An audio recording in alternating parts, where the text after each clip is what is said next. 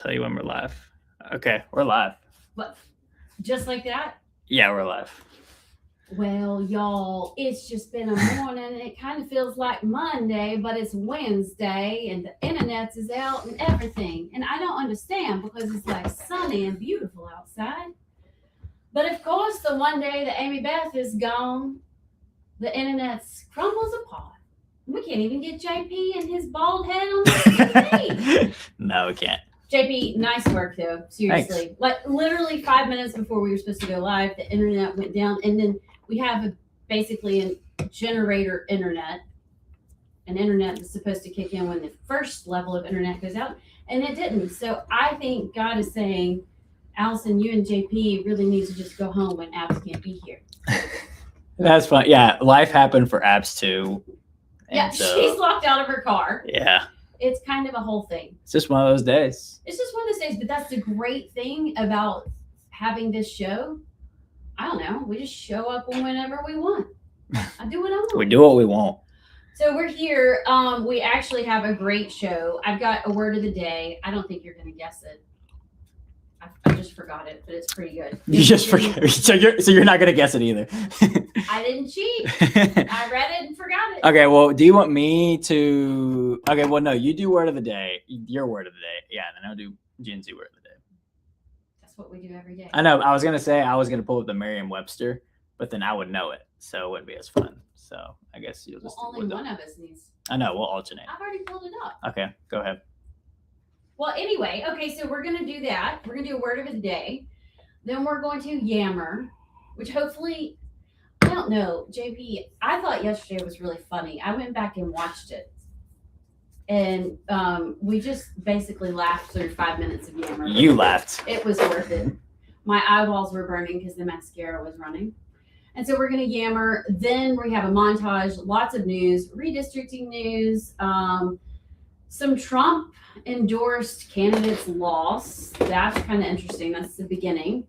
What else happened last night? I played Mahjong last night. That was a big deal. You played Mahjong? Yeah. At the club? Suburban mom does. Did you play it at the club? No, I went to a friend's house. And she had Mahjong night, and she was very, very serious. I don't know if you know, there's a group called Moo-Moos in Mahjong.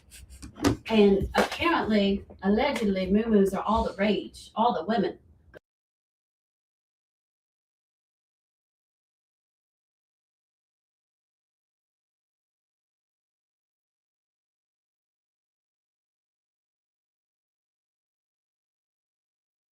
Here we go. We've just bought all in. So I played Mahjong, actually won. I never win. And then what did I do? I think I was at home in bed by 9:30. It was a crazy night. JP, what did you do? I went to cookout. Got food. Oh, like the place. You didn't go to a cookout. No. Yeah, I've never been to cookout. You've never been to cookout. What's great about cookout? You can get the best food in a tray for like $11. Like a middle school tray? No, like a tray has like 2 entrees and a side. So like I got a bacon cheeseburger with a chicken quesadilla and hush puppies. You're gonna die. And then a cheer wine because they sell cheer wine. Cheer wine? Mm-hmm. That's from like elementary school. It's good. I love cheer wine. Do they sell Clearly Canadian too? Do you even know what that is? No. Okay. Of course you don't. So, but I need to know, does it come on a tray? No, it's just like in a like in a box? Yeah, like in a little plastic normal fast food box. Yeah. Well, I've never been. I still haven't been to Cane's either. That's just I insane. need to go to Cane's. Whatever. Usually I'm really disappointed. All right, here's the word of the day. See if you can guess it. It's a verb. A formal word that means to be the source or cause of something.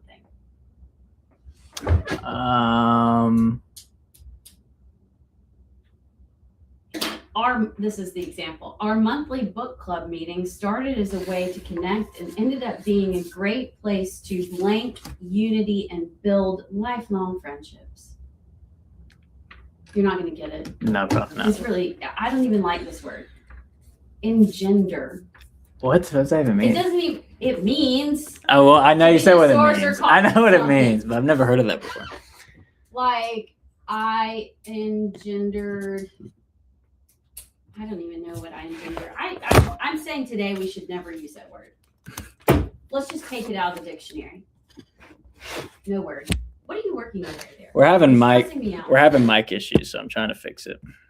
What do you mean? I can hear my mic. I know, but they can't hear your mic very well. Why? I don't know. We're doing it live But how do you know they can't hear me? because we're getting texts. Oh, hey everybody. Do I need to yell? You want me to talk real loud? That's probably annoying. I'm loud in my head. Oh, are we good? Can we switch? Do we want to take a break and switch? Switch. Yeah, we may need to do that. And then maybe everybody can hear me. Can you hear me now? Can you hear me now? So for those who are joining the stream just now, we've had internet issues. So that's why we're doing it live like this, but they may be fixed. So we're going to go ahead and take a break, and then we're going to see if it's working. And then we'll come back whenever we come back.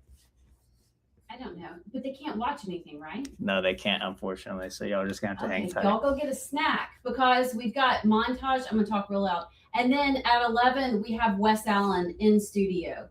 So really be back for that. Mm-hmm. Okay. We'll be back in like 4 minutes. Don't go anywhere.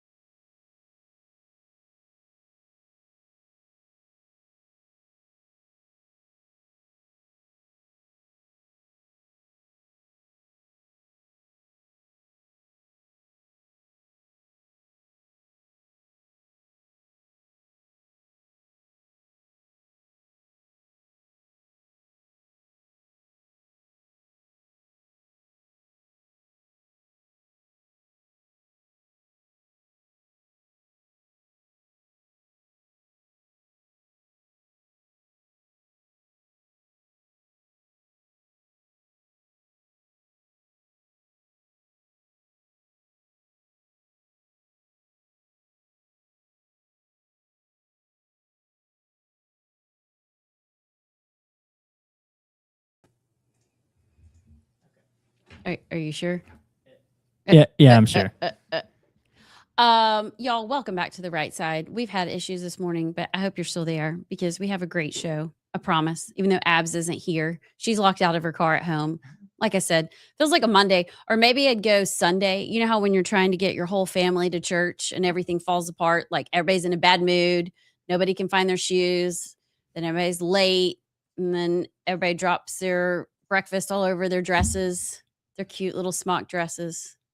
Yeah, that's what today feels like. Yeah, for those who don't know, the internet went out like 5 minutes before the show. So then first segment, we tried to do the show from my laptop, my Mac, and Allison's mic wasn't coming through for whatever reason. So like there was none of me? No. So I tried to connect the board to my Mac, but it wasn't working. So the only thing that was working was the mic on my Mac, which was right next to me. So you could hear me, and then you were like, oh, that's because you have to change the settings on the input. So, but we tried, but the internet's fixed. So we're going to do the show regular the rest. Well, is the air conditioning fixed? Yes. Okay. Are you hot? A little bit. Okay. I bumped it down to a little bit. We'll see if it works. But I mean, I'm a middle-aged female, so you can ignore me. All right. So I don't know if anybody heard the lame word of the day was engender, which means to be the source of something. And I just don't like that word. So we're going to strike it out of the dictionary. Like, don't even use it, because then people are going to think you're talking about like non-binary, multi-gender. It's just anything with gender is a loaded, heavy word. And I just say we get rid of it, especially during Pride Month. So forget engendered. Give us a better Gen Z word. Okay, so this word actually was suggested by one of our listeners. Ooh. Mary Lee was suggested this last night when I was on the phone with her because I said it. And how does she know this word? Oh, because you said it. Did she know what it meant? Actually, she may have been the one that said it. I can't remember. But she said that needs to be y'all's Gen Z word of the day tomorrow. And it's very similar to one that we've already done before, but it's different still. So I'll actually look up the definition according to the internets. So we can do it that way.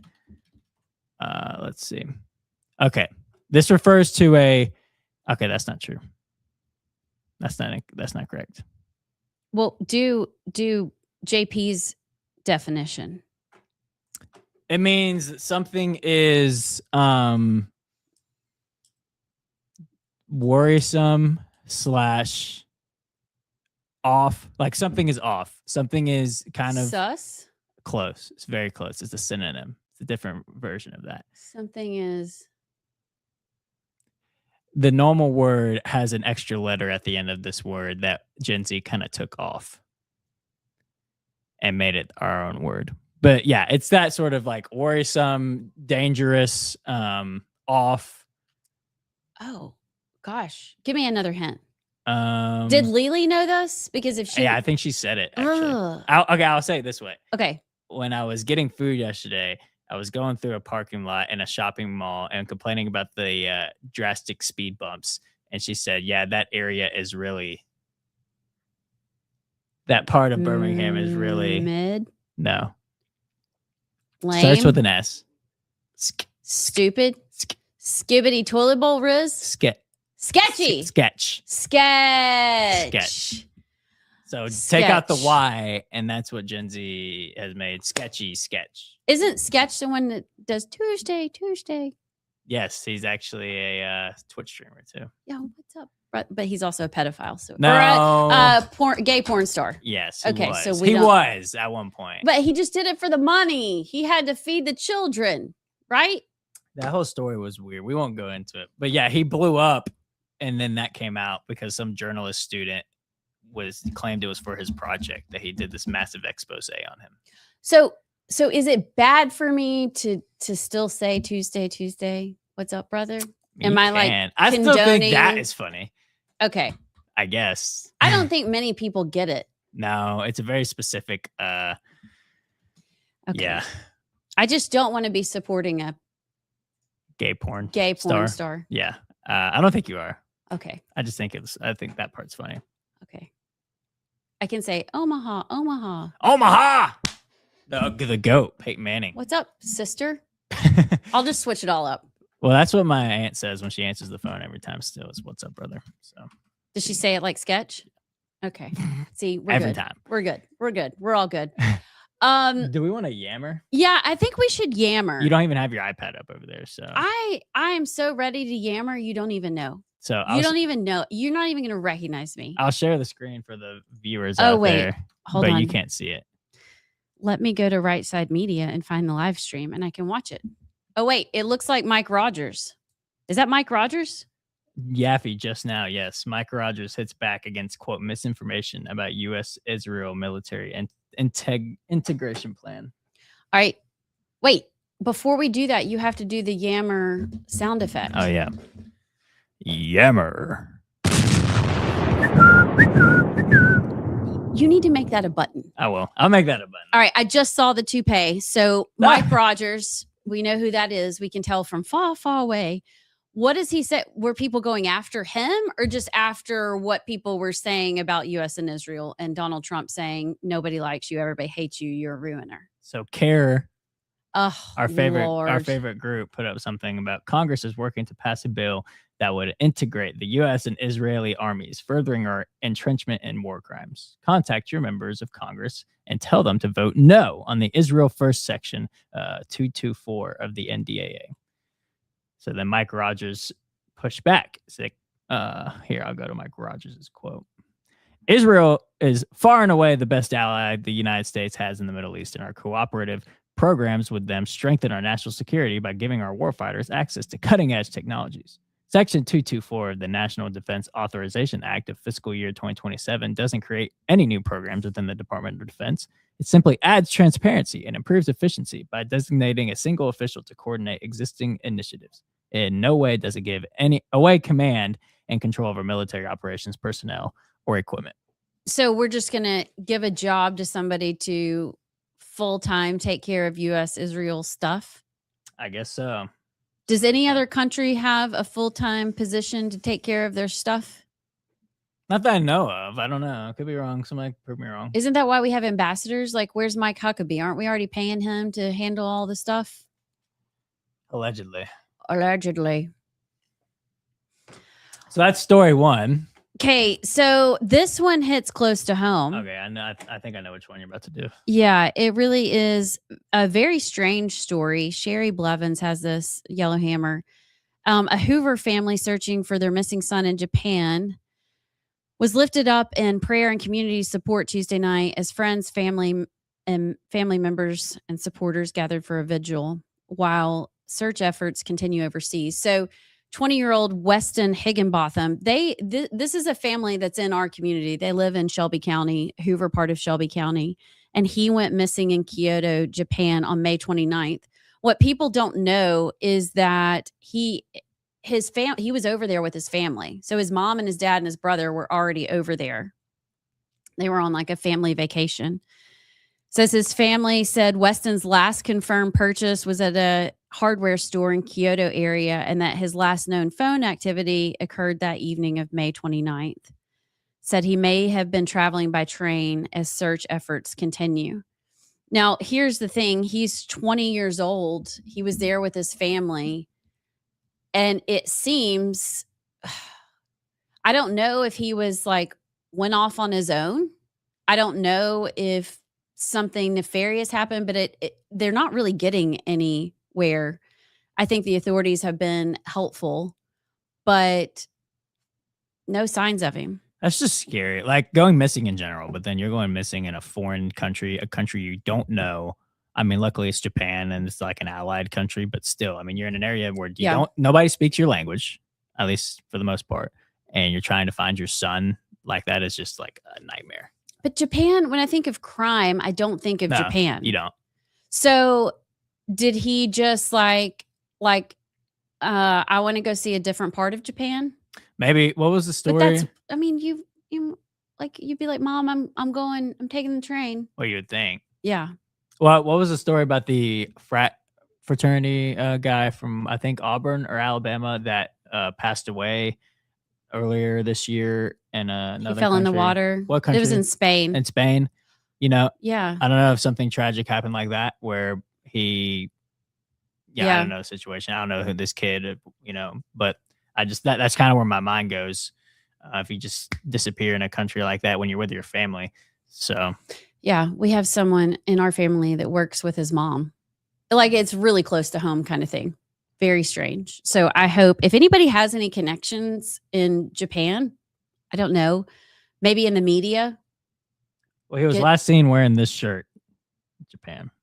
What's on the back of it? It says "Save the Bees." Save the bees? Yeah. Okay. Does it have bees on it? Yeah. Okay. I got another story. I don't know if it's from Yellowhammer though. So if I may, well, you can't yammer outside of the hammer. I'm sorry. I mean, I can stay and do another Yellowhammer story and come back to it later. But regardless, we're gonna have to talk about it because it's really funny. Yeah, it's album related. I think we need to stay in Yammer. I will say, here's a Yammer story. Okay. Here's a Yellowhammer story. Did y'all know that Lieutenant Governor Will Ainsworth endorsed Barry Moore in the U.S. Senate race? I did see that. Yeah. I don't know what that means. I don't know either. He says Barry Moore is the conservative fighter Alabama needs in the United States Senate to carry on Coach Tuberville's legacy. Barry stands tall for his Christian faith, and he is consistently giving Washington, D.C. a good dose of our conservative Alabama values. A true outsider who fights to lower our taxes, Barry has stood with President Trump to drain the swamp since day one. I mean, Barry Moore is by far his Liberty score, I think, is like 1 point higher than Tommy Tuberville. Yep. There's no doubt about that. But interesting that Will came out with that, I guess, like 2 days ago. In case you missed it. It was yesterday. Oh, that was yesterday? Mm-hmm. The day seems so long. But anyway, that's our Yammer for the day. Yammer. Woo-hoo. Yammer. Woo-hoo. Hold on. Yammer. How do you do that? I blow in. How do you blow in? That's an oxymoron. You can't blow. Yeah, I do. Like I'm not blowing out. I can blow out, but it sounds better if I. That's crazy. Crazy. Before we take a quick break and then come back with montage. What was the story you wanted to do that wasn't a Yammer approved story? Unfortunately, I thought Grayson at Yammer would have, or Yellowhammer would have covered it, but I'm just kidding. What a journalist. Alabama Governor Kay Ivey proclaims June as, quote, Strong Families Month. It is in Yellowhammer, dingy. Is it? Yes. I didn't see it. It's right here. Where? Well, no. Oh, it is. Yeah. Oh, it was on the side. Look at you doubting Grayson. It was tucked away on the side, and it was a staff report. So the Yellowhammer staff got it. Okay, so what did she proclaim? So as y'all know, June is Pride Month. So to counter Pride Month, Kay Ivey proclaimed June as Strong Families Month in Alabama, emphasizing the role stable households play in shaping children, communities, and the state's future. Good on her. Very good on her. I mean, she's not lying. No, she's not. Well, look at the state of our country as nuclear families and have plummeted with dads and moms separating and divorcing, and it matters. I mean, as a child of a divorced family, it matters. I have so many issues because my dad left at 3. No, I was 3. He wasn't. But yeah, he left when I was 3. My mom was a great mom. She did all she could. But yeah, there are going to be issues there when you don't have a mom and a dad. Well, I will say this. I saw it from Catherine Robertson, who retweeted it, and she gave an acronym for KI I've never seen before. She said, based GKI is the best GKI. GKI, Governor Kay Ivey. I've never heard her call it GKI, but I thought that was really good. So, yeah, Kay Ivey will sometimes make you scratch your head. Yes. Because sometimes she does some things one way, and you're like, are you an alien? Do you live in Alabama? Do you know who you represent? And then sometimes you're like, you're alive, sorry. That's why she wears red Yeah. and red lipstick. It helps.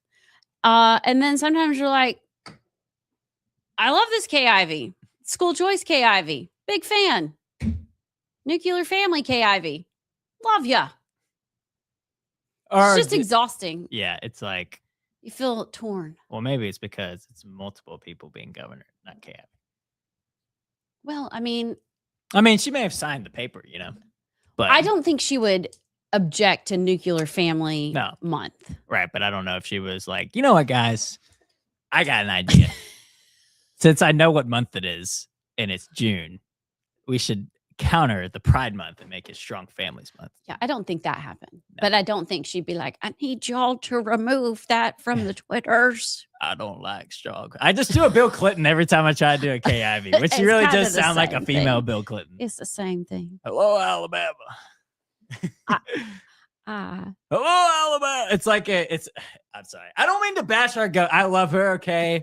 I just, it's just the truth. I'm sorry. Somebody on the Twitters was playing her trumpet the other day and it made me giggle. Oh, I think it was Drunk Obby. Do you follow Drunk Obby? No, I don't, but I know who he is. Oh my gosh. Oh, do you know who he is? No, I know the count is. Okay, I know who he is. You do? Yeah. How? I know. Your son's friends with him? I will never tell. Wait, do you know him or do you just know someone who knows him? No, like if I saw him, I'd dab him up. You dap him up? Yep. Like, yo, Obby. Drunk Obby. Yeah.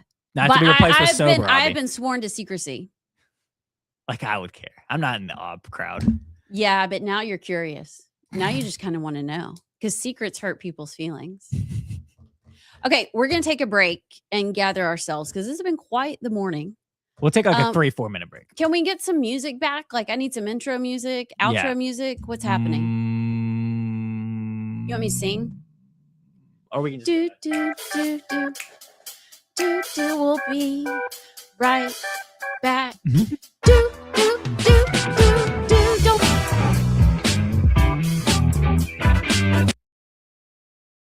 Welcome back to The Right Side. I am Amy Beth Shaver with Allison Sinclair and JP.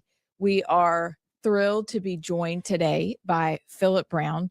And really, when you want to introduce somebody who's done a lot, really it's to say, what haven't you done yet? You've done so much. You're the chair of the Jefferson County Republican Party. That's great. We will get to the event tomorrow night in just a minute. We've hinted at it. But you've done a lot. I met you when we were running for office back in 2012. Okay, that's been a while. And I was running for House 43. Okay. And Public Service Commission. That's right. So we were on the road at a couple of things together, but it's good to see you again. I know you stay very active in the party and party affairs, but tell us about you. You are a teacher. Former teacher, yeah. Former teacher. But tell us about yourself.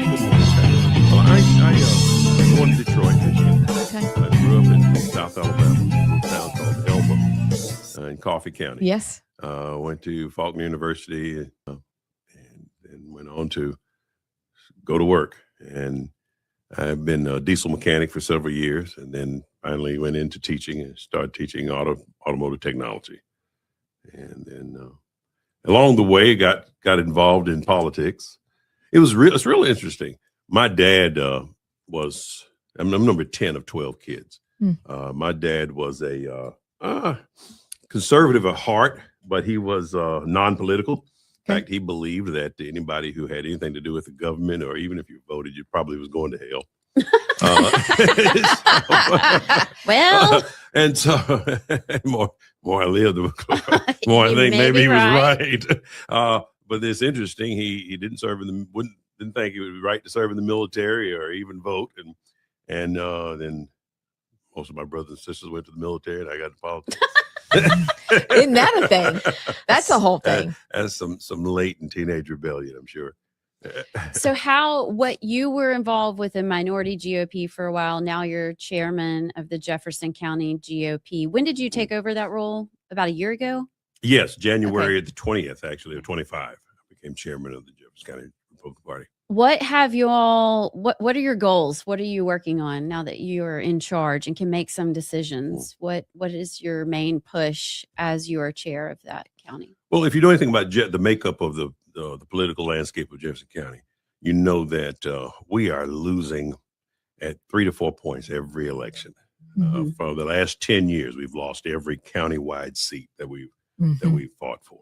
But it was always right about 48%. We would just miss it. I mean, no matter whether we poured a bunch of money into it or we spent no money at all.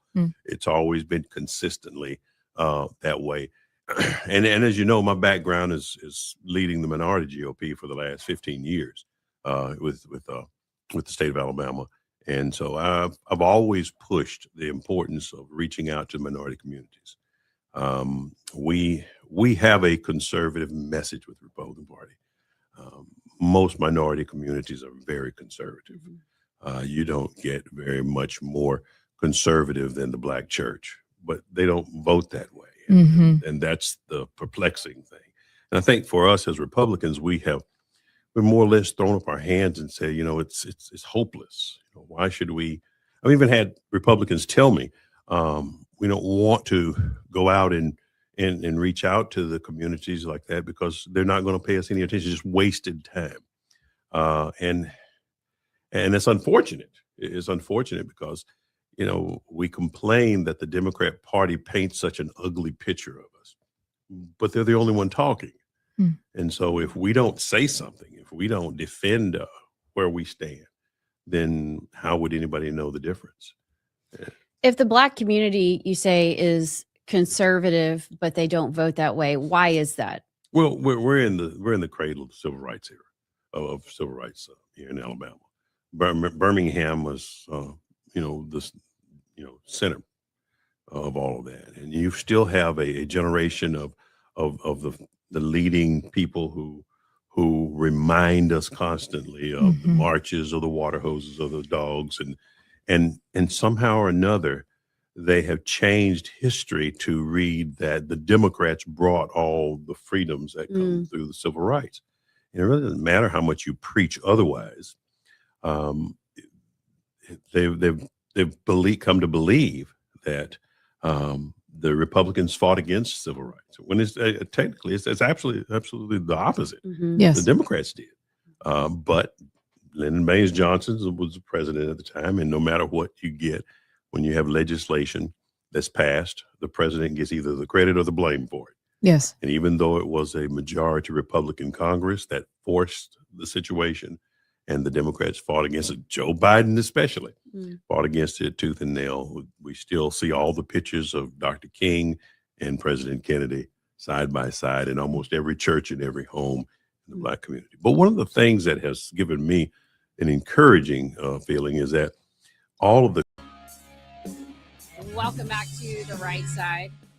I'm Allison Sinclair. There is no abs today. Kind of sad. We're having all sorts of issues. I thought I muted my Mac. I think maybe I hit it. Oh. I don't know what I was doing. It could have been me.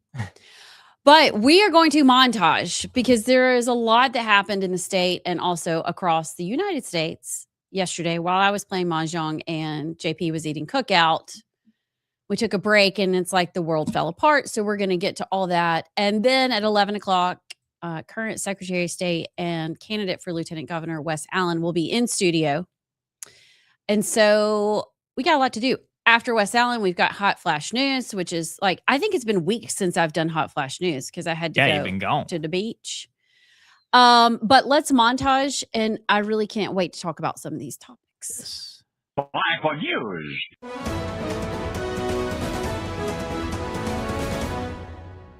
We just got a ruling from the Supreme Court in just the last few minutes. A 6-3 decision was just going to let Alabama's new congressional map stand. This is definitely bad news. Sorry, this news just broke. 61 years after President Johnson signed the Voting Rights Act, as if they'd been lying in wait since the ink from his pen dried. As soon as Section 2 of the VRA was eviscerated, they've leapt into action to try to remove Black elected officials, not by defeating them at the polls, but by manipulating maps to dilute minority power.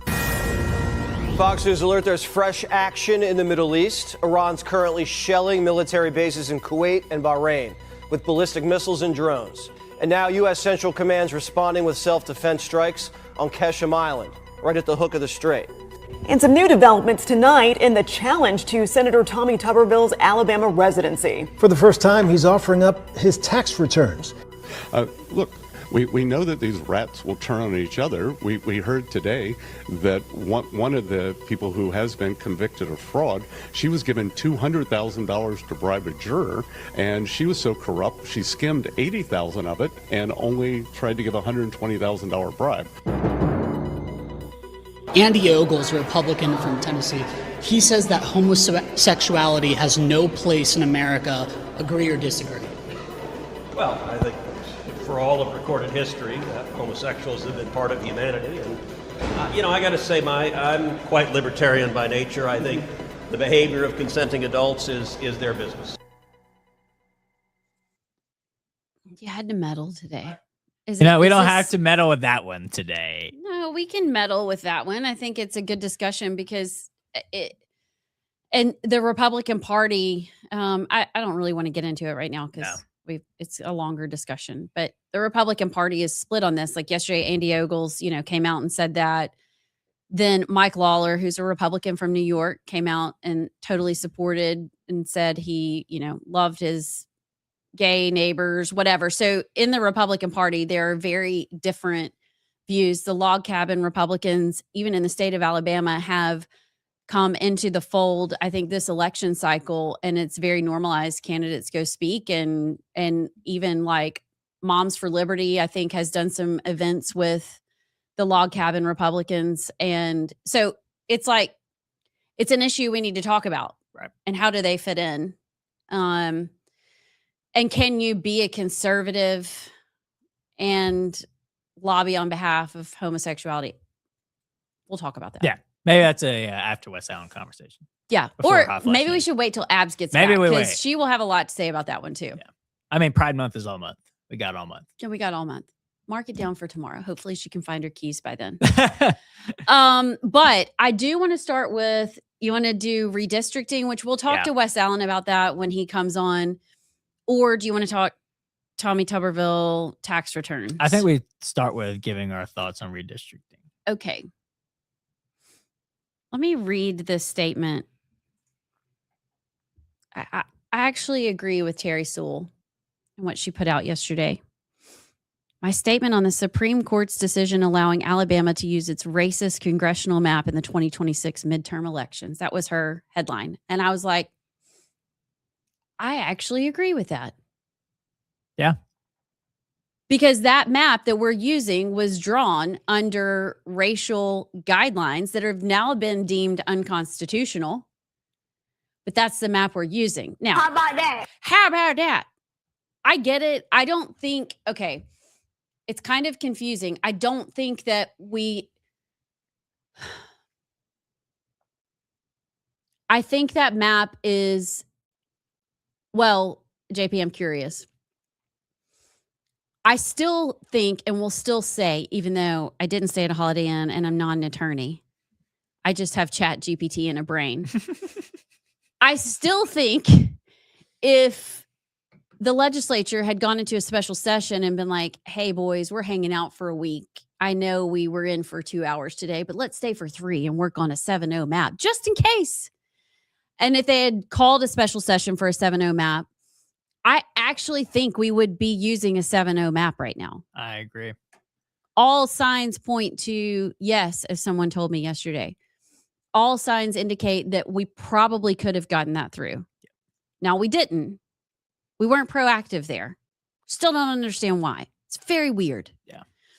But now, so they have said, use your 6-1 map. You're right. But it was still drawn in 2023 when Calais was in, the mix, and that is a gerrymandered district. Yeah. I hate to be this guy, Allison.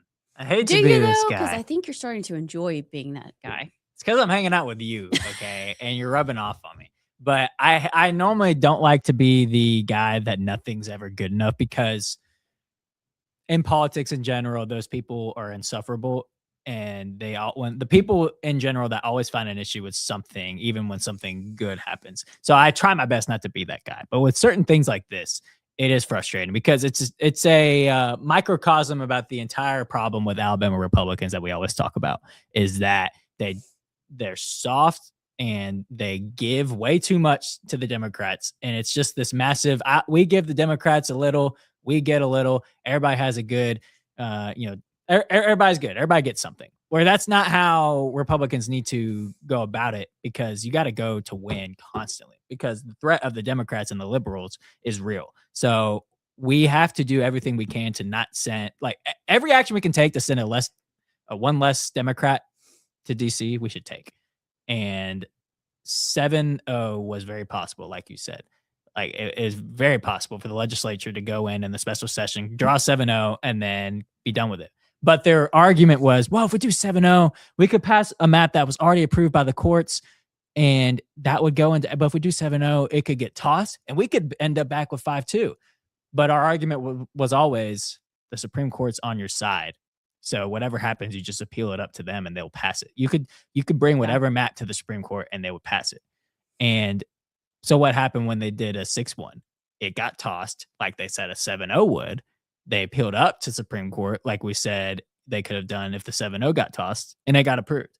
So now they're going to take a victory lap. And the reason I say I hate to say this is because, yes, in theory, we took away a seat from the Democrats, but we could have taken another, and we chose not to. So that's the frustrating part, is that Alabama Republicans chose to go the safe route, and everything they said would happen if they did a 7-0 happened with a 6-1, and it still got approved. So imagine this whole process could have happened with a 7-0 map instead of a 6-1. So yes, great. It is a win because the liberals are coping. And so I agree with all of that. But in my head, I'm like, y'all could have done even more and chose not to, So, but yes, I 100%. And I think it just comes down to, well, there's so many like backroom threads that have to be dealt with in Montgomery. And I get that. But for me, I'm like, in 2026, I'm kind of all or nothing. I'm like, look, we're going balls to the wall. We're going all in, and I don't know if that's the best strategy. That's just my personality. I've kind of grown into that. I used to be the let's be fair, I don't know, maybe we should, let's say, the gloves are off kind of thing. But okay, we are where we are. Yeah. We have a 6-1 map instead of a 5-2 map, which was for a minute debatable. And so hats off to Steve Marshall, Catherine Robertson, Wes Allen and his office, even though Jeff Elrod, like in some of his testimony last week, I was like, and I was even at the beach kind of following along. I'm like, we got some circular logic in there, but, Steve Marshall, the Solicitor General in the beginning case, if you remember, like a year ago when they put us in the 2020 or the 2030 lock-in, can't change your map.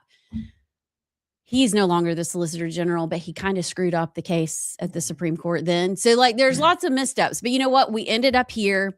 It is a huge win.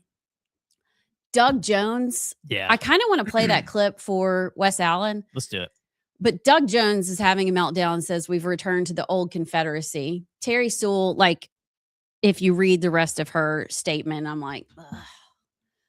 She just wants to keep her cushy little seat that she has to do nothing to win re-election. Well, here's my thing with Terry Sewell. You got off the hook. You could have and should have been drawn out of your district too. And it was only by the weakness and cowardice to not go full 7-0 that you're even still in power. So in my head, I'm like, you got lucky. I take the win and go home, Terry Sewell. But obviously not. But they chose to protect Terry Sewell, they being the Alabama Republicans. She has some fake outrage to continue to put out there. I mean, it's so performative. Yeah. Oh my God. Oh, we're back before the civil rights. I have less rights today than I did 60 years.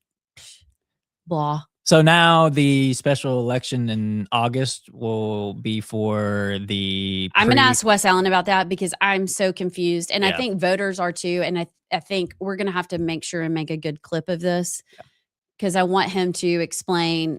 I think in the election that I don't know, what day was that? What day did we vote? That was May 19th. Okay. Oh, the days, they all blur together. All right. So on May 19th, I honestly think some people in these congressional districts didn't come out and vote. They're like, it's not going to mean anything. And so now like it's kind of confusing. And now we thought it did mean something when we were going to go back to 5-2, and now it doesn't mean anything. And then it's like, bleh. Mm-hmm. So we're going to get an update on that. But here's the thing. There are several other Democratic states that are about to redraw their maps to just be fully dim. Are we okay with that? Like, I'm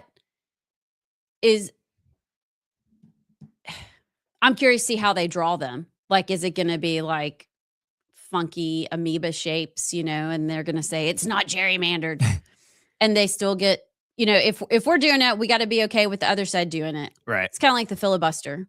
So we're just in new territory in America. And I think it's dangerous and scary, but I don't know what our other choices are, because they're going to steamroll us if we don't take the power and the bull by the horns when we can. Yeah, no, this was 100% justified, 100% need to happen. And then there's even the aspect of they could have done more, so this 100% was a win. The only thing is, like, it could have been a bigger win. It is still a win. So there's that aspect of it too. I think it's just frustrating when the biggest win possible was right there, and we felt like they didn't do it. But regardless, to the Supreme Court, this was a big decision. They did the right thing, and so we have music back. We do. Somebody commented that the word of the day came without song or fanfare. I know. I don't know. And that does make me sad. But I love that somebody Bully Bell. That's Ashley. Oh, Ashley. Mm-hmm. Okay. It doesn't say Ash. Anyway, Ashley, we got you. We'll be back tomorrow with the fanfare and the fun. All right. We're going to take a break and get set up. We've got Secretary of State, Lieutenant Governor candidate Wes Allen in studio. We'll be right back. Left-wing stuff that has happened over the last 4 years has pushed the Black community, the Hispanic community, as well as even the Muslim community, into a position where they said we can't support that. That's absurd. And we're beginning to see a shift nationally, and I believe we're also seeing a shift in Jefferson County, where people are beginning to open their eyes up and say, "This is crazy." Yeah, we're not going to let men go in the bathroom with my little girl. I'm not, we're not going to let our little girl, our young ladies, get abused on sports courts to men who can't compete with men and decide they want to beat up on women. And then the idea of toxic masculinity has just really the Black male has become so frustrated with the idea that we don't matter anymore. And that's tough. Yeah. I had a meeting with the Muslim community just recently, and they're very conservative, and they really want to support the Republican Party. But their fear is that, we're going to hold their religion against them. And, there's a lot in there. There's a lot of truth to that. A lot of people are very skeptical and very concerned with the Sharia law concept, even though most Muslims in America won't practice that. That's so interesting. And do you think that when you've had conversations specifically with the Muslim community, do they understand that their book says that they can lie? I mean, do they know that we're skeptical because of what their own religion teaches them? And if the ones that don't practice, maybe they're secular Muslims, are they willing to take stands and say, that's not what we believe? Well, it's very difficult to make a person take a public stand against something that is socially acceptable in their circle. I get it all the time in the Black community. I'm talking about, my wife, is very much against me being a Republican.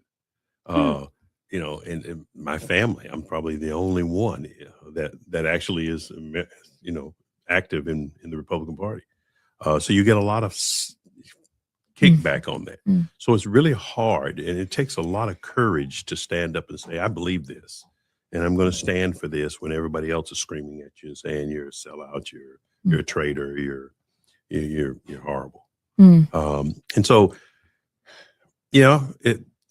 this just share with your conversation that I had with the young lady, and that is that I said, as a Christian, we are diametrically opposed to Islam. And she said, no, we respect Christianity. We think Jesus is a great man, and I said, yeah, but see, we say he's God, and you say he's not. That's diametric opposition. And she said, well, I understand that concept, but at the same time. We may say, well, that's hard for us to deal with. But the question is this: in America, our families only produce 2 to 3 children, whereas Muslim families produce 8 to 9 children. Just by sheer population, they will control our population. Yes. Within just a short. And then you can take a look at Detroit, Chicago, and those places to see where it's actually happening. Yes. So how do what's the answer to that? Let me get religious on you for just a moment. No, I love it. We're all about worldview. There is no separation. The power of the gospel. We're afraid that if we let them in, they will convince us or take over us. What if the power of the gospel changes them? And let's just put the gospel concept aside. It's very difficult to take a Muslim woman and give her the freedom of Western culture and then put her back in a job. True. That's very hard. Never Very thought true. about that. That's the reason why the Middle Eastern countries hate us so terribly, is because once people become westernized, it's almost impossible to put them back. What did President Biden tell us in the last time he ran for president? They're going to put y'all back in chains. They're going to have to put y'all back out and picking cotton. Now you tell me, what are you going to have to do to the Black community to make them pick cotton? No, not happening. Absolutely not.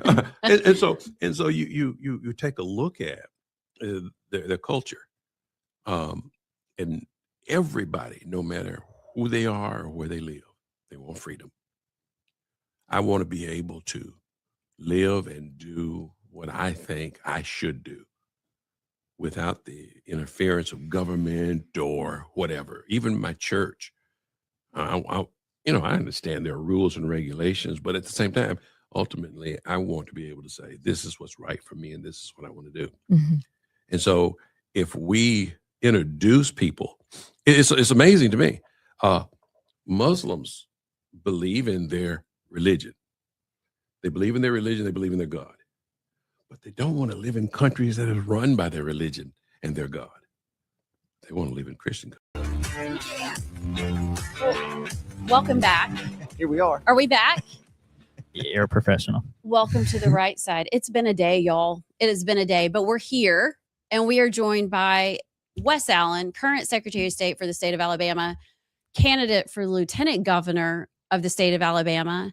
Thank you for swinging in. I know you've had a long few days visiting. I'm guessing you're going to all 67 counties, doing all the things. Oh yeah, we've been there. It's last good. night you were where? I was in Huntsville yesterday at lunch, and then Gunnersville last night in Marshall County.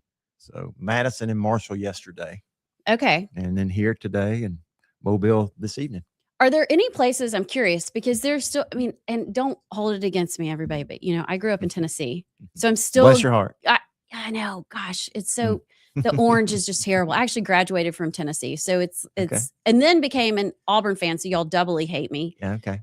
Still stuck with that orange, but still getting to know the state of Alabama. Is there, if you had to tell one place, y'all would have no idea, it's the best place in the world in Alabama, where have you found that you love? Oh my word. And you're not gonna make me do that, are you? I'm just curious. Alabama is so beautiful. I'm looking at your map from Jackson County, those mountains, and you go all the way down to the beaches and everywhere in between. It's really a diverse state, from the mountains to the beach. And then you got all the pine trees in between there in the Black Belt and agriculture. And then you go over to Northwest Alabama, where I'm looking at your map. It's just a beautiful place. So much water. Wes Allen loves all of Alabama. I do.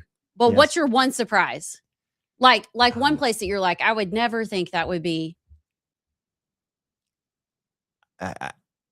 You can't choose one. No, I can't choose one. I mean, because I've been Yeah. everywhere. You're not going to get me to do that. Yeah, I mean, I know. It's just, we got a wonderful place. I got to get out I mean, more. really do. Because You people need to go come see in. it. Yeah, You need to go on the tour. Well, no, I mean, I cannot You imagine need to running. take the show on the road. Okay, I'm so glad you said that. A Actually, lot of work for JP though. About to say, Allison loves to over commit on these. He's like, don't do that to Well, me. it sounds so exciting, and we actually have talked about that because y'all all come in, and I mean, I can't imagine running a statewide race like poke me in the eyeballs instead, but you actually get to see the state and meet a lot of great people. And we've talked about doing a road show because I need to get out more. Like, I've never been to Muscle Shoals or Florence. What? Wow. Allison? Yeah, What? I'm a loser. Yeah, you I are. know. You gotta get up Anyway, there. we got to go. Let me tell you So- why I say that's important on that point. Visiting the entire state. I'm looking at it behind you. It is so important for the people of the state to see these candidates and me as a candidate, because it makes us better candidates and it makes us better elected officials, because I get to hear directly from the people when I'm in those coffee shops and cafes and in the courthouses and their small businesses. I get to hear directly from them and like what's impacting their lives. And so that's so important. That feedback is so important. But if we get into a place where we don't move around, where they can't push and pull and tug on us and vet us and try us out and take us for a test drive and how we're going to handle pressure, when the pressure's on, when you get in office, and believe me, I've had pressure being an elected official. It's important. They want to see how you're going to handle it, how you're going to handle the pressure. And so it's so important to get out and visit with people and to hear their concerns about where they want the state to go. And so I enjoy it. I enjoy getting on the road. I would encourage y'all to take the show on the road. You would love it. Go to cafes all over the state and go to these coffee shops, small bit. It'd be a hit. See? Yeah. I think we should do it, JP. I brought you a roller bag. Yeah. You did. The handle doesn't work quite Right right. But I side. was like, this is for our road trip. Right side on the road. Right. I think we're gonna do it. I am curious because I've asked, I think every candidate, because we've talked to a lot of candidates. We talked to you kind of at the beginning of the campaign. America and some things in Alabama have changed over the months. Are you hearing different concerns from the people of Alabama? I mean, you look at gas prices, we've kind of started a war or whatever you want to call it. Like have the issues that people are talking about changed, or, you know, are your top issues, which I'd love to hear what they are they basically still the same? Yeah. So small business owners, it's just the red tape they have to jump through in complying with these government policies sometimes that don't serve their best interest. You know, you got to have rules, you got to have guidelines. I get it. I understand all that. But there's some things that sometimes state agencies implement and these unelected bureaucrats implement to just kind of protect the agency or to make sure that they don't have to do much work or as little as possible. But we've done some good work there in the Secretary's office to cut red tape, to make it less intrusive. So if you want to go out and start a business, you know, it makes it easier. And we've cut costs in our Secretary's office. So by the time I step out of office, we will have cut about $2 million when I leave in January of 2027. So, you know, that's significant for our little small agency. We got 38 employees, you know, anywhere from $15 to $19 million budget, depending on federal funds that come into the office. So we put us on a good track, but red tape really hinders small business and people. They just get so frustrated because they're wanting to comply. They're wanting to go accomplish a dream. And then they want to call the agency to comply. They can't get anybody on the phone. You know, there is nothing more irritating than trying to call somebody with the government and you can't get him on the phone, because it's important to me that make sure our people answer the telephone. You're going to talk to a live human being. You're not going to talk to some chat bot or somebody on the computer. You're talking to a live human, because you can hear the inflection in their voice. You can hear the concern. And that's always been important to me, even going back to my probate judge days. You know, that team we had there, we're going to take care of the public. And so that's one thing I've been able to take throughout my public service. I will say, I've never, like, this whole business owning thing is new, but we have started, you know, had Local Alabama, the 501c4 and several other kind of entities, nonprofits. And I've done it all myself because y'all make it super easy to do the paperwork. Now, I do forget to send in, like, you have to send in 68 copies when you make this change. Sometimes I forget the copies, but I will attest to that. It's super easy, and a lot of it is online. Right. So one of the things that you came out, I think the press release came out yesterday, you are wanting to start a fraud task force. And as I read it, I'm kind of like, this is Doge for Alabama kind of thing. What's your vision for that? Yeah. So just to go back to what we've done already in the secretary's office. I want to make sure, because you see it around the country. You saw when President Trump came into office and the Doge and all the fraud we're finding in Medicaid, Medicare, and all the things throughout state, the federal government. It would be naive of us to think that it's not happening somewhere inside state government. So that's one thing I want to tackle. I want to bring together business leaders from the private sector. I want to bring folks that are already inside government. I want to bring people together to get them around the table. Let's solve problems. Let's make sure we are lessening the burden, making sure that we're saving the people's money in this state, and making sure we are being wise with the taxpayer money, because that's really, really important. And we don't want waste and abuse and fraud. We don't want that in government. We want to find it. So that's one thing I want to get after when I'm lieutenant governor, to make sure we are being responsible with the people's money. Is there any, I mean, you've been in the legislature and now served as Secretary of State for 4 years, which that's kind of crazy. It's crazy how quick it went. Yeah. And we have done we've been in some battles. Yeah, it hasn't. Had one last we're about night. to talk about that for sure. But I'm curious what you would say, like you've worked on budgets and you've done all that in the legislature. Yeah. Are there areas that you can say, and not insinuating there's fraud, but are there areas that you go, I know we can cut spending there? Well, I mean, you look at my office that I'm in now. I mean, I just touched on it. We're going to save by the time I leave in January of 27, a little over $2 million. I mean, there was a law passed years ago. There were some unintended consequences that touched our office, and people had to go back and file a piece of paperwork. And we said, you know what, and file a $10 fee for small business. And we're like, why are we doing this? So we said, we're just going to lop the head off of this thing and get rid of it. So we went and got a piece of legislation passed through Margie Wilcox and David Sessions, and to lower the burden again. And so by the time we get out of office, that's about $690,000 that's not going to be coming into the office, the revenue to the secretary's office. So what happens when it doesn't come in? You can't spend it. It's the weirdest thing. Well, you crazy. Can. It's not very smart. Well, I don't know where you get the money. Well, that money not coming into our office, we can't budget with it, so we don't have it available. So we're not going to spend it. So that those taxpayers, tell the federal government that they need to listen to us. They need to know and listen to what Alabama's doing, because we are doing it the right way. Yeah. Redistricting. Yeah. I was playing Mahjong last night, and as I'm playing, all the texts started flying in that we had kind of a big win. What are your thoughts on this whole? Because it's been exhausting, and I'm just on the outside watching, so I only know what I see on Twitter or whatever. Yeah. You've been on the inside dealing with this. Is this where you thought we would be? Did you know we were going to win and have a 6-1 map versus a 5-2 map? Well, I had confidence that we would ultimately win. I didn't know the timing of it. And okay. I mean, I didn't necessarily know the timing. You don't know what the federal courts are going to do in their timing, but I knew that we were right all along. And when I first came into office, my name is on that case, Allen versus Milligan. So we've been intimately involved in this case, and we're so proud that the state of Alabama had a win last night. It's not just good for me because my name's on it. It's good for the state of Alabama that the people. I kind of forget your name's on it. It's kind of a big deal. Like forever in history. Yeah. You're stuck with that one, but at least you're a winner. Well, at least we won. Yes. Right. That's good. So it's important through the people, the voters of this state, through their elected representatives, get to draw their congressional district lines and not some court-ordered bureaucrat.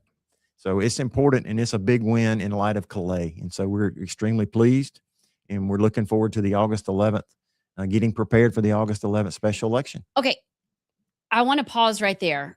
And I don't know if you can do this off the top of your head, which, by the way, I think we have a reel coming out today, because I did do kind of the dates for absentee voting and how we need to be aware of that. Yeah. I feel like so many people are so confused, okay, which it's fine. We got to do this. This is the right thing to do, but what are the dates, and where do we go to find out if you're in District 1, District 7, we vote on different day, or what's happening? So June the 16th is the runoff. Okay. For everybody. For the primary we just held. Okay. In May 19th, right? Okay. Okay. So that was a 5-2. Right. Yeah. Okay. Okay. So in districts, I'm gonna close my eyes. in districts 1, 2, 6, and 7. Okay. All right. We will have a special election August 11th. Now, the special session that the House and Senate just had that the governor called, remember, back in May, yeah. they had all that. Yeah. All right. So they passed that bill and voided those results that were taking place for those 4 districts on the May 19th primary. Okay. Okay. Okay. So yeah, we even did that before. Yes. Right. Right. Before last night. Okay. Okay. So those will not appear. Those 4 races will not appear on the primary runoff coming up on June 16th. They will have their own separate special election, 1, 2, 6, and 7, Okay. August the 11th. And it's a winner take all. There is no runoff for that special election. Thank you, Jesus. So Okay. it's a lot. Yeah. I get it. It's a lot. Okay. But if you live in 1, 2, 6, or 7, you still need to go to the runoff election because there might coming up. Yes. Yeah, because there might Right. be other. Well, there's constitutional officers. I mean, there's. This one's on the ballot. There are there- other people. So like, don't get yeah, caught up in the right. the congressional district isn't on the ballot. And there's runoffs in particular counties like sheriff's Right. races, like county commission races, like revenue commission. You know, I was in Marshall County last night. They've got a revenue commissioner runoff. They've got a state or the school superintendent runoff in Marshall County. So there's local races, but we'll have our sample ballots up on the website at the secretary's office today. So you can go see that your particular county and what is all on your June 16th runoff. So basically, everybody, June 16th, y'all all need to show up. Yes, please. And then if you're in 1, 2, 6, or 7, you got to show up again on August 11th. Yes. Again. But it's worth it. It's the is. biggest privilege in the world to be Yes. able to vote. And Sure. that's what people, and I'm curious what your thoughts are on the turnout for, and I don't know if you've seen the numbers. It's terrifying. I've seen them. Yellowhammer did an article about Mhm. the Dems are just like turning out in droves in Alabama. Pretty motivated. And the Republicans seem to be like, Mhm. I'll catch them in 2028. Mhm. No, we can't do that. But what do you think the turnout will be? Historically, what is it in Well, these runoff elections? Yeah, it was 23.1% on the 19th. It was 23.6% in 22 primary. Okay. All right. So, but it was deceptive because the Democrats voted way more this time than they did 4 years ago, and the Republicans voted way less this time than they did last time in 22. So the numbers look comparable, but if you're looking at if you dig into them like Yellowhammer Yep. did, you can see exactly what happened.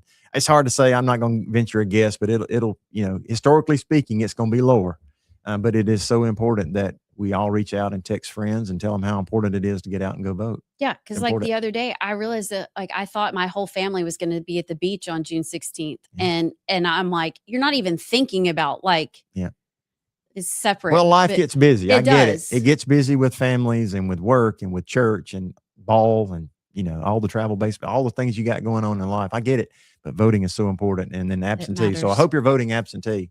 Well, actually, I had my dates wrong. I'll be here. Oh, So I Okay. just was Okay. worried about it. But then I started thinking we're not leaving till the 19th. okay. Well, Okay. good. You'll be here. So yeah, I got it. But I did panic because I was like, Yeah. oh, Sinclair, don't do this Mhm. again. Mhm. From here, real quickly, in my head, Governor Ivey should call a special session like last night at midnight to go ahead and start drawing the 7-0 map because I feel like we have permission to.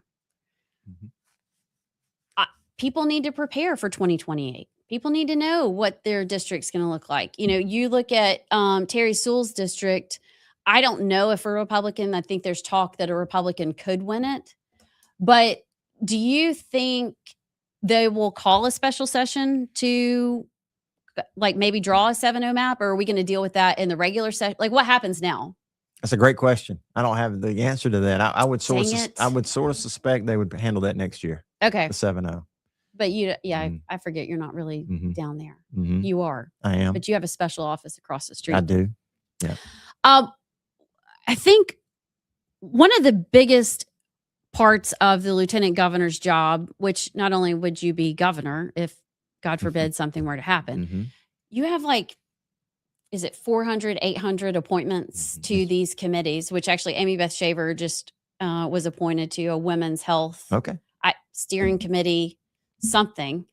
I'm gonna have to, it's a long name. Mhm. These committees and commissions and They're important. appointments matter. Yes. Will you pledge Philosophy matters. Philosophy. I always say personnel is policy. So who you appoint is the policy that's going to come out of that.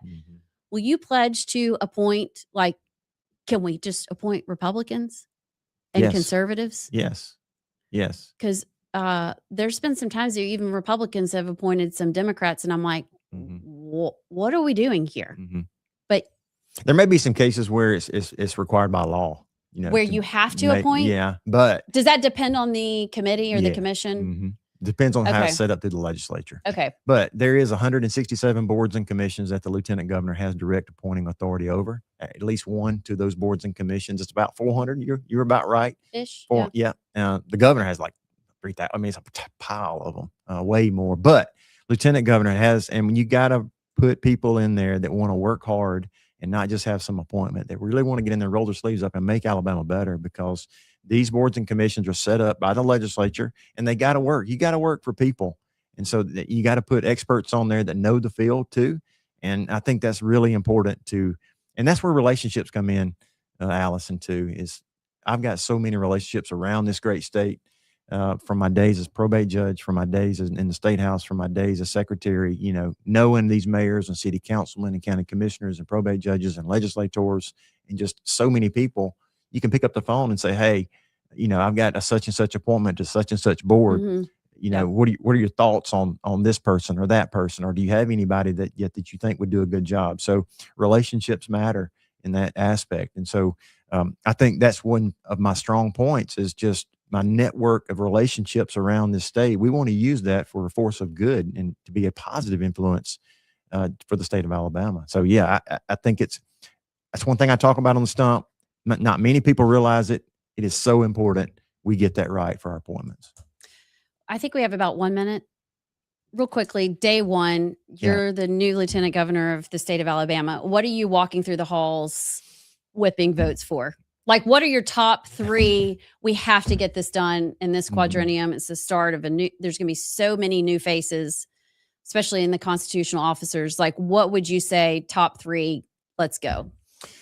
Red tape, I've already touched on it. And, we kind of touched on it with the fraud task force, but red tape, I mean, there's so many things that small business owners have to navigate. And we want to make sure that we dig in on that issue and make sure that if we need to write a bill and to pass a law to take away some of that red tape that stands in the way of people being successful, we can do that. So we want to jump in there with both feet, roll the sleeves up, go to work, make sure we're reducing government burden on small business owners. And I think that's really, really important. That's just one thing. So, making sure we continue to lead out, protecting Alabama's culture. We have a unique culture here in the state of Alabama. We want to, listen, there's nobody else in this race for lieutenant governor that has done more for protecting culture in this state than me. I mean, your work marriage, on VCAP and the transgender ideology and all the other legislation we've been able to pass and what we've been able to do to protect elections in the secretary's office. So we're excited about it. All right. Yeah. Well, quickly, we got to go, but where can people find out more about your campaign? Yeah. Find out. West Allen for Alabama, westallenforalabama.com, or you can find me all over social media, Facebook, Instagram, Twitter, X, whatever it's called now. Thank you thank you. much for, Appreciate it. I know y'all got a long drive from here. Yeah. The grind doesn't stop, but thank you for stopping by Thank today. you. I appreciate it. Appreciate the time. We'll be right back. Okay. How do they reconcile or justify that? They don't. Why do you have to? Well, because you don't want to live in those countries, but you continue to live a life that supports those countries. Do they? Maybe not, but I think I don't know how in the end, and you could tell me your thoughts otherwise. I don't know how in the end you separate those. It's very difficult. It's very difficult because ultimately you want to be true to your community. But at the same time, you feel in your heart that this is the path I want to live. I do not believe that Muslim women enjoy covering their bodies up so much that you can't see them. And all you can see is their eyes. I don't believe that Muslim men necessarily enjoy beating their wives. I don't believe that. If the South and white people in general had been naturally inclined to abuse Black people, why would they have had to pass Jim Crow laws? That forced people to have to subjugate another race because they realized that most people would not do it on their own. So they said, hey, if you don't do this, we'll burn your buildings down. We'll put you out of business. We'll put you in jail if you don't go along with this code of conduct. And so peer pressure, we don't grow out of it. We never get to an age to where peer pressure does not bother us anymore. Yeah, it's true. It's always there. No matter who we are, where we go, we're always thinking about how do people see me and do they accept me? Now, we can say, when I was teaching high school, kids would tell me all the time, I don't care what nobody thinks. Yes. I don't care. Yes, you do. Yeah. You really do. Yeah. When you walk in a room, Or else you- psychologists tell us you're only thinking about what do people think about me? Yeah. Me. We got to have Jordan shoes. Yeah. We got to have certain brand of clothes, Mhm. and we got to have certain hairstyles. And so if we didn't care about what people thought, we wouldn't care about what we wore or how we looked. Mhm. But we do. Very much so. Yeah. JP, can we keep going?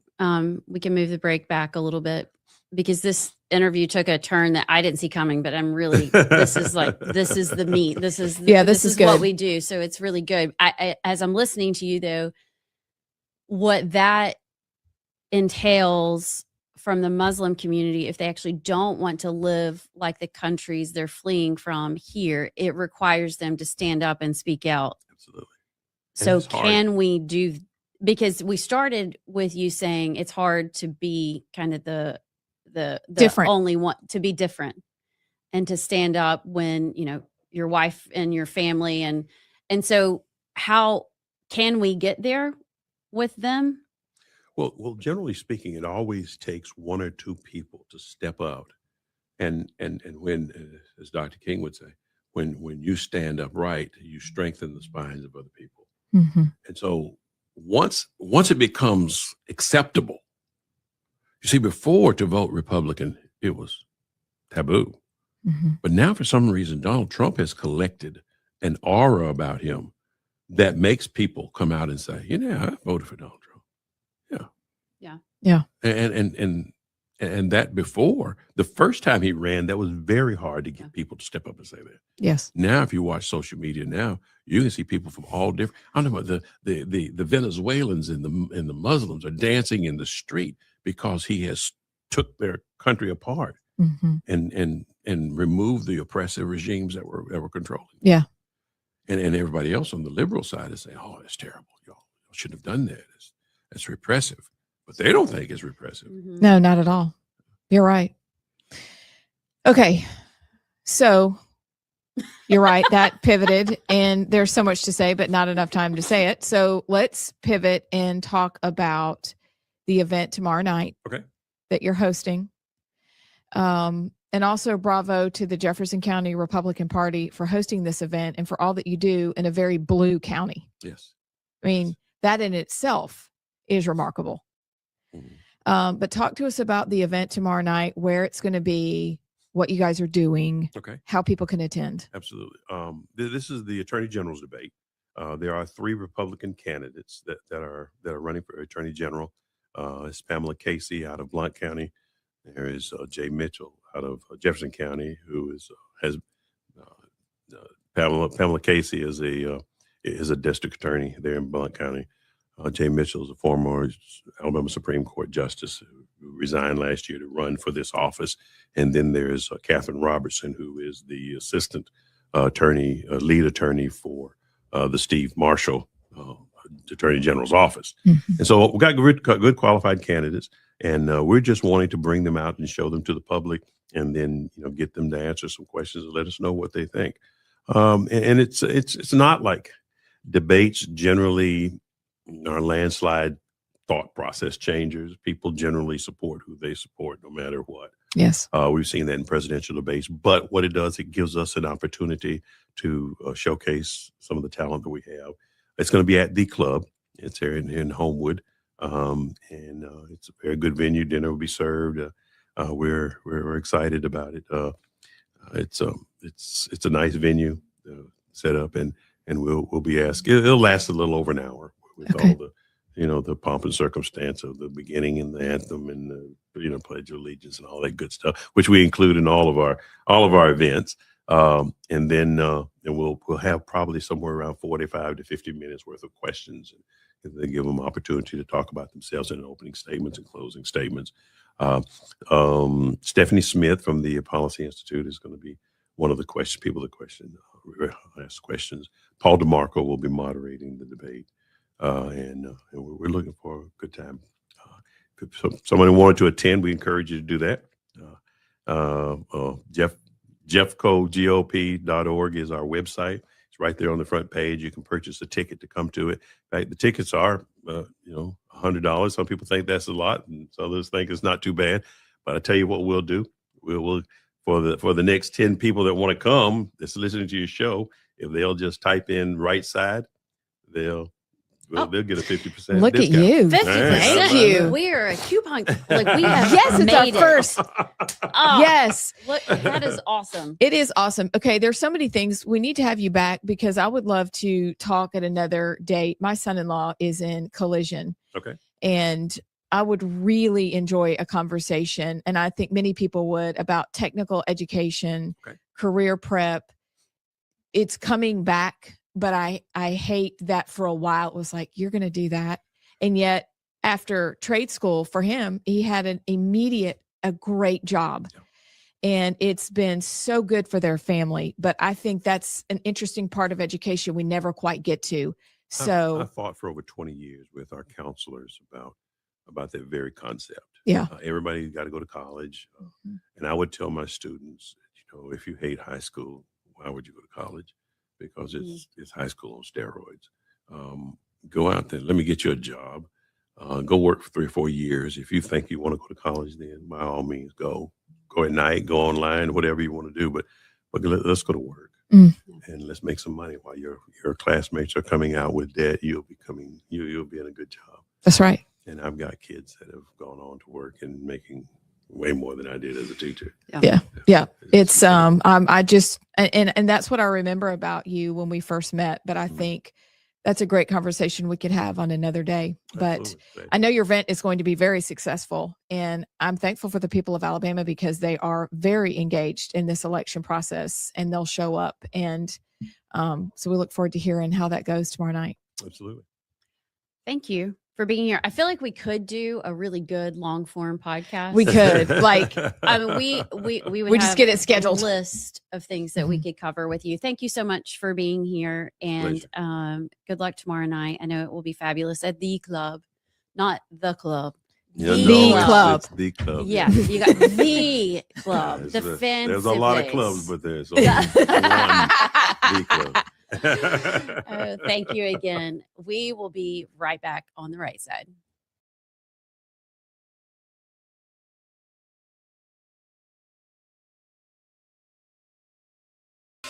Welcome back to The Right Side. I am Amy Beth Shaver with Allison Sinclair and JP. We are thrilled to be joined today by Philip Brown. And really, when you want to introduce somebody who's done a lot, really it's to say, what haven't you done yet? You've done so much. You're the chair of the Jefferson County Republican Party. That's great. We will get to the event tomorrow night in just a minute. We've hinted at it. But you've done a lot. I met you when we were running for office back in 2012. Okay, that's been a while. And I was running for House 43. Okay. I was running for the Public Service Commission. That's right. So we were on the road at a couple of things together, but it's good to see you again. I know you stay very active in the party and party affairs, but tell us about you. You are a teacher. Former teacher, yes. Former teacher. Yes. But tell us about yourself. Okay. Well, I born in Detroit, Michigan. Okay. I grew up in South Alabama, a little town called Elba in Coffee County. Yes. Y'all, welcome back to the right side. Are we really late? And now my headphones aren't working. Let's just say Sinclair loves to, she's a people person. Yeah, I just had to talk.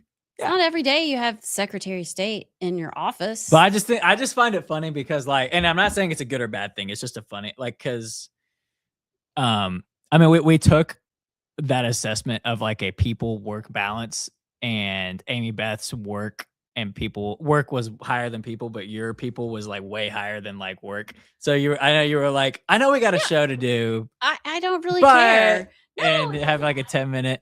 Yeah, I'm not saying it's good or bad. It's just funny, you know. And everything's falling apart anyway. But Amy Beth's not here to be like, we got to get back on task. And then I could be like, sit your butt in that seat, but I'm not going to. Didn't we get? Yeah, you'll get those eyes, those crazy Karen eyes. Yeah. Okay. Anyway, I do have a correction. Bully Bell is not Ashley. See, I thought she was because she's. So I met Ashley at the Shelby County GOP runoff forum, and the first thing she talked about was how much she loves the words of the day. And Bully Bell is always commenting about the words of the day. So I just kind of assumed, you know, oh they no, were the same person, but I guess they're not. So Bully Bell is Alicia. And she's never met you. Never met you. Maybe someday. Yeah. But maybe I love that she she said she missed the song. Do do do. This will get me back on track, JP. Way to go.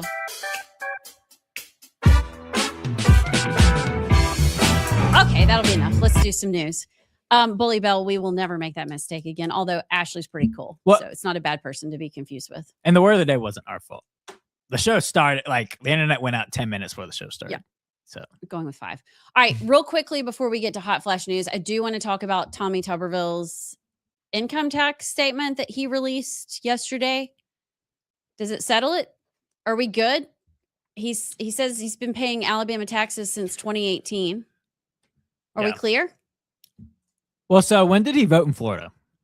Was it 2018? Okay. So apparently I mean, that's 8 he years ago. voted in 2018 in Florida in November.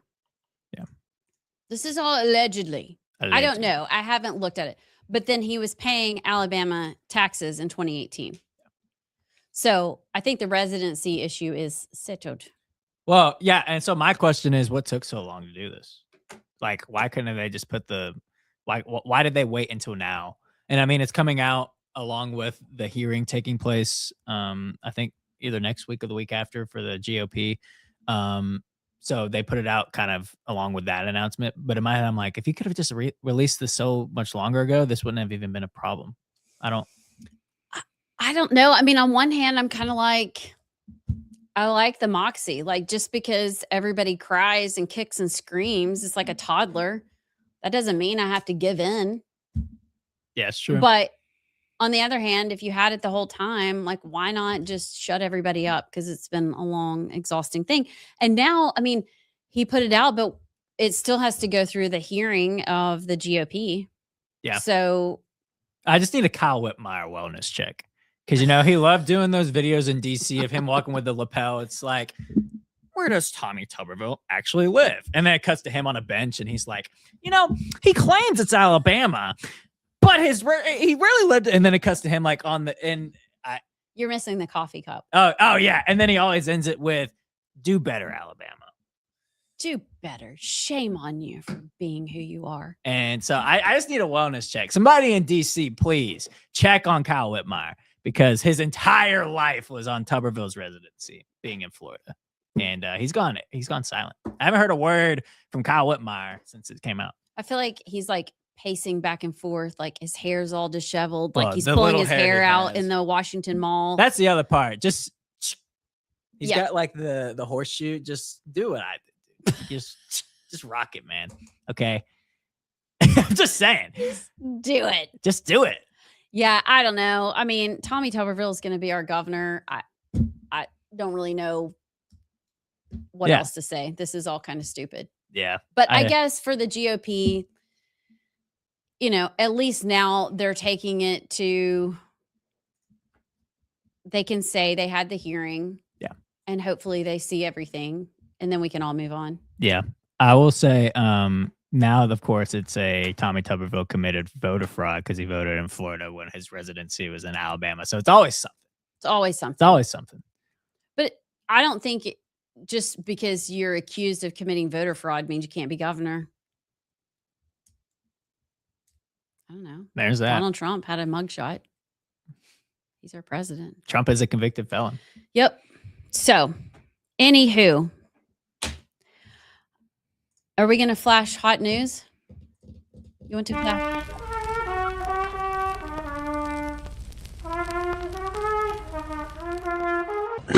Excuse me. Does that answer your question? Yes. This is very, very appropriate on the heels of that burp. Very healthy burp, actually. It wasn't real, unfortunately. Yeah, but we're just let it live in my brain. Yeah. Don't. No reality. Don't burden today. with the truth. No reality today, JP. Okay. All right. Fox News 3 hours ago reporting a Democrat with terror ties linked to the 1993 World Trade Center bombing is on track to becoming one of New Jersey's next congressmen. Oh. Adam Hamwee won a crowded Democratic primary in New Jersey's 12th district and is heavily favored to win the general election in November. The victory is renewing scrutiny over his past relationship with Omar Abdel Rahman, aka the Blind Sheik, the radical cleric convicted on terrorism-related charges, whose followers carried out the 93 World Trade Center bombing. Like, that's where we are in America. This just validates what we were talking about yesterday, that the Democrats don't care about anything other than winning. And hey, whatever candidate we can get to win, we'll do it. They just don't care. No, they don't. And it's really sad because it forces us to potentially not care. Do you know what I'm saying? It's like, we're backed into a corner where we have some decisions to make. Yeah. Do we stay honest and doing the right thing? Is there a way we can play the game and win? There's still, I mean, we don't have to go to that level, but we can care a little more about the game. Like, for example, when Trump posted, or it was at the very end of that post he made of Michelle and Barack Obama with their faces on monkeys, and Trump made that post, and it was clear that that was not intended to be the post itself. It was like the last half second when the reel kind of scrolled up on the screen recording, and the Republicans came out and were like, this needs to be taken down. It's like, unfortunately, Senator Katie Britt was one of them. And it's like, you guys, like, they cowered and they let to the pressure from the liberals and be like, yeah, I just don't think that's right. I'll call out my own side. And I'm like, no.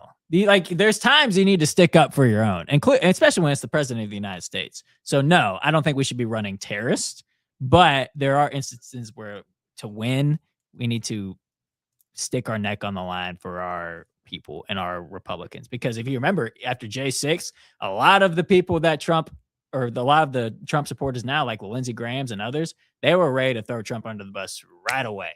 And then it wasn't until he came back storming in that they finally hopped on the Trump bandwagon again because it was convenient for them. But just in general, Republicans do not protect their own when they need to. And so, like I said, we don't have to go to the level the Democrats are going, but we can do more to play the game and win, you know? I'm listening to a podcast about the Crusades. So you are listening to a podcast about the Crusades. Abs is reading a book about the Crusades. I need to find a crusade. What do you do?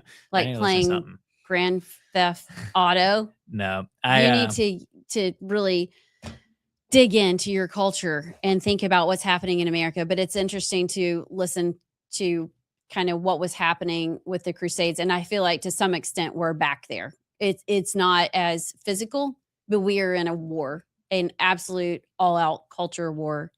And we need to start viewing it as that.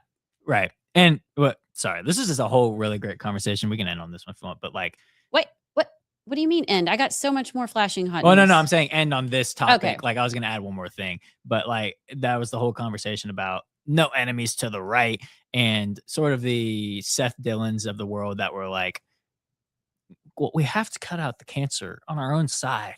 And we have to be, and it's like what he's saying is technically correct. Like, obviously, if you're gross and you're an anti-Semite or you're a Nazi, like, obviously, we don't welcome you in. But the level of like, we are in a war with the left that wants to kill us. So, yes, I'm not saying we need to Nazis, everybody welcome in. But like, you see what I mean? Like the virtue signaling in terms of like, that shouldn't be the focus. Like we're about to let the trannies and the kiddie porn Right. into the library because we're so focused on, Now, somebody. that was a mean tweet. I don't agree with that. It's like they are killing us. Just ask the Kirks. They lost their husband to these people and their father. And so, we need to recognize them. So anyways, that's a whole rabbit trail, but. Did you see that a new poll came out? A new the Alabama poll, which has its controversy. Michael Lowry, who I think used to work for Robert Adderholt, he has a polling company. And this was, if you remember, this poll came out a few weeks ago and everybody was up in arms about it, that it's a fake poll. There's still questions around it. I get it. And if you look at the cross tabs and they're polling, they polled 600 people across the state of Alabama, but you always have to look at the fine print and everything, whether it's a bill or a poll, and go, okay, so was this all from Huntsville? Well, then your native Huntsvillian is going to poll better. But curious your thoughts. They have Jared Hudson at 48%, Barry Moore at 39%. Think that's accurate? I wouldn't be surprised if Jared does have a lead. I don't think it's that big. Wes Allen at 41%, John Wall at 38%. That sounds about right. Well, I think that race is a toss-up regardless. Okay. So that's about right. Catherine Robertson, 49, Jay Mitchell, 31. I could see that. Maybe not that big, but I could see a lead, a comfortable lead for her. Corey Hill, Ag Commissioner, 33 to Christina McGinnis, 27. That one's a little surprising. Really? Well, didn't Christina win? Didn't she get the most votes in the May 19th? I could be wrong, but isn't that? I don't know. That's it. I just was curious what you thought about those numbers. I think some of them are a little inflated, but probably fairly accurate. I really think each race is extremely close. Yeah. Very close. And I'll say each one's so different with I think in the Senate race, I think Jared does benefit more from it being a runoff because I think the Trump endorsement helped Barry with all of the people that won't vote in the runoff, like all the people that kind of stumbled their way into a poll booth, whatever, because they felt it was their job, which it is. And they saw Barry and heard all the Trump endorsement commercials and voted for him. I don't think those people will show out for the runoff. I could be wrong, but I don't think that many will show out for the runoff like they did in the primary. And I think Jared may win a lot more people. I think Jared's crowd in general would show up to the runoff more. I'll say that. Well, congressional members that are running for statewide offices are not doing so well. Chip Roy, not the attorney general. Not Iowa. Yeah, it was Iowa. Feenstra. What's his name?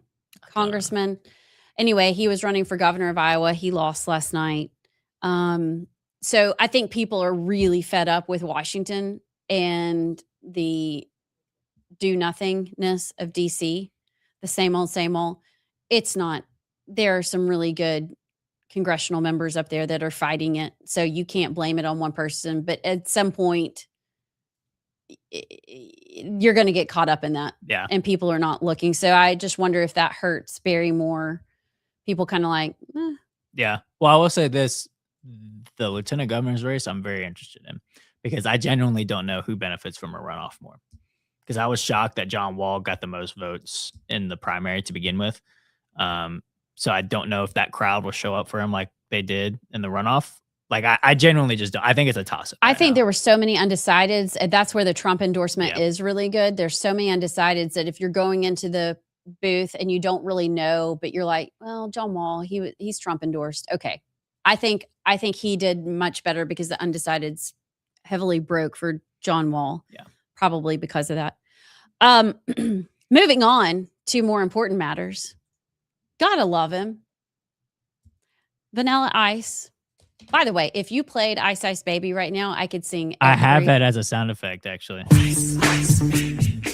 I could probably recite every single word from my middle school years. He says about the Freedom 250 concert, he doesn't really care. Quote, I'm here to party with America. Huh. I kind of like it. Is he a liberal? I'm not. Probably. I'm I'm guessing not. I'm I'm guessing he's not. There's nothing about him that seems like a liberal. Yeah. When he was rolling down A1A Beachfront Avenue, that didn't seem very liberalish. But anyway, so I think that's a great response, and it might just be Vanilla Ice on the stage celebrating America. I think that's how it should be. I did get depressed this morning though, because I saw a video of some of the celebrations and some of the commercials and just everything in general in 1976 for the 200th anniversary. We're not even near that level right now in terms of celebrating our 250th. But like, I mean, the commercials, the parades, the general pride, like there was no controversy. But yeah, it's our 200th. Obviously, we celebrate it.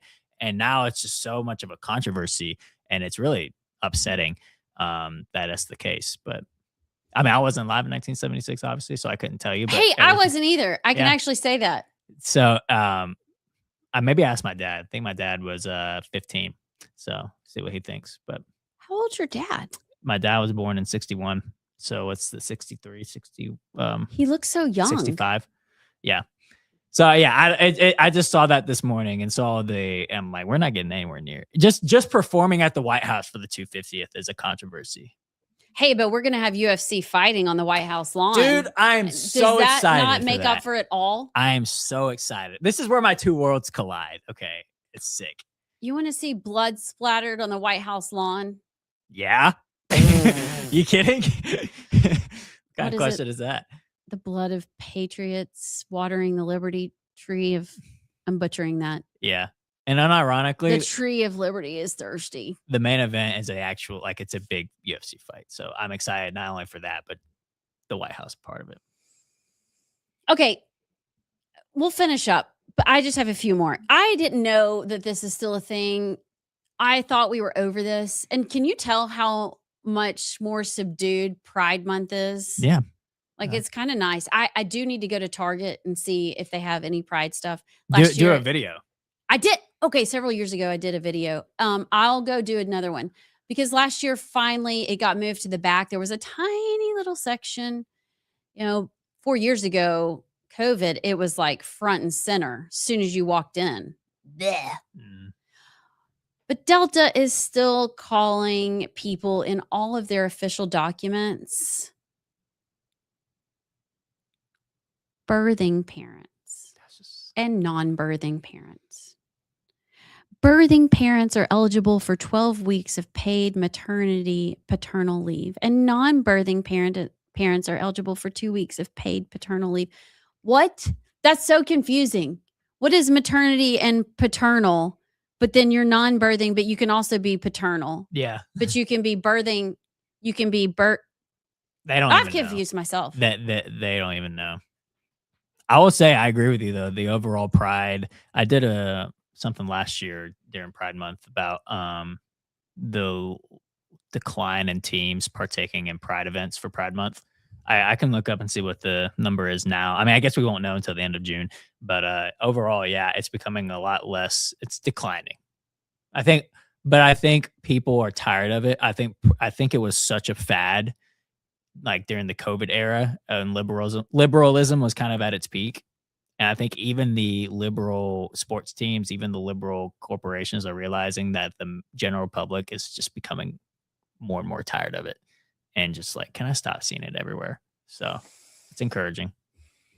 You know what else is encouraging? Troy beating Florida. It's pretty sick. Auburn moving on. Are they? I've not kept track. I feel kind of yeah. I tried to buy tickets last night. 6:30. We were playing mahjong and we had to pause. We all had our alarm set to try and buy tickets. So it's funny because in mahjong you say pause if you need one of the tiles, and our alarm started going off. And we're like, pause. Of course, they gave them to the season ticket holders the opportunity to purchase tickets first. I get that.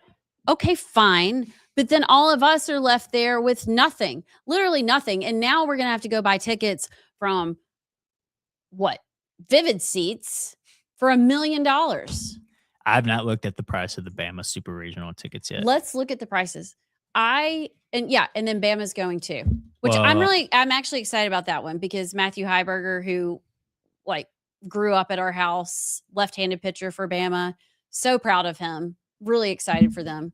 And then Auburn, of course, Auburn, Troy, amazing. Super excited. Jacksonville State, almost. This close. So close. So let's see. We'll go to StubHub. Maybe some of our listeners have. These aren't very expensive on StubHub. For I think this is game 1 for the Super Regional in Tuscaloosa, $164. Is that for like all sessions, all games, or is that just for the first game? I think this is just for the first game. Are they good seats or are they? Yeah, lame they're seats? down the first base line. Okay. Hidden gem, but there's only 1% of tickets left though. So if you want to go, See, I was thinking, okay, we're going to be at the lake this weekend, which is about 30 minutes from Auburn. So we would have the luxury of like that day just waiting for tickets because, at the end, they all go on sale. And so we could just kind of wait it out and be like, okay, we can be in Auburn 30 minutes. But what if you live in Muscle Shoals, which I've never been to, and you really want to go to the Auburn game, but you don't have all the money in the world to spend to go? And what's that face? why is the Auburn ticket so expensive? Because we have nothing else. Although Auburn's golf team, apparently Auburn's golf is going to the championship match, the men's golf team. So that happened yesterday. Are y'all playing Ole Miss? Yes. That's why it's so expensive. That's an SEC. That's crazy. Yeah. Well, we're cool. So I'm seeing on June 5th, all sessions. Okay, all sessions is $1,000 on SeatGeek. But if you just want to get single game, I'm seeing 177 for June 5th, 207 for June 6th. So about the same. But the Yeah, all but- sessions tickets is $1,000. I'm just going to the parking deck because it looks way fun anyway. Like mullets, beards, tank tops. That's where I belong. That's where we're Mullets, beers, and tank tops. Yeah, we're gonna back our truck up. Have and a just- styrofoam cup. Yeah, yes, just like Scott Stodhagen. We're just gonna go redneck it. It'll be fun. Well, I got a fitting. Would you rather? Okay, what is it? Would you rather be incredibly good at one sport or decent at every sport? Decent at every sport. No, I'm being incredible at one. But sports are so like bonding. It's community, and you could go play pickleball or baseball. I'm thinking at it from the lens of I could be the best UFC fighter in the world, No, I just want to have friends. or I could be the best golfer in the world. I want to be incredible at one. Fine. Hey, a little birdie told me Craig was watching. Craig, thanks for watching The Right Side today. I will be back tomorrow. Hopefully, Amy Beth will have a car and be back tomorrow. JP will be back tomorrow. Corey Hill, running for Ag Commissioner, will be on the show tomorrow. What else? Troy Miller. Oh, Troy Miller from the National Religious Broadcasters will be here. It's a packed day. And then Friday, when are we going to drop the bomb on Friday? Whenever I make the post Thursday. You have to look out for that. All right, y'all make good choices tonight and stay on the right side. We'll see you tomorrow.